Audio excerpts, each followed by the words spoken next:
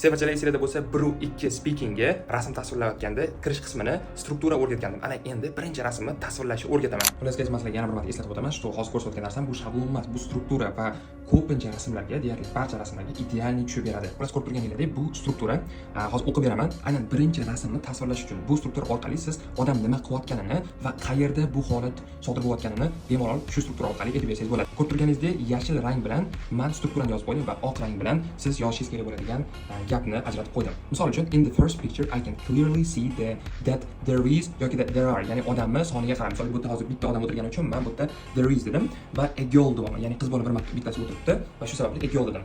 Who is studying individually in an online lesson dedim. Xo'p, ko'rib turibsizlar va dars qilyapti. Boshqa rasmlarga kelganingizda prosta nima qilayotganligini mana shu yerga yozib qo'ysanglar bo'ldi. Keyingi and this scene is taking place in an office or the classroom dedim.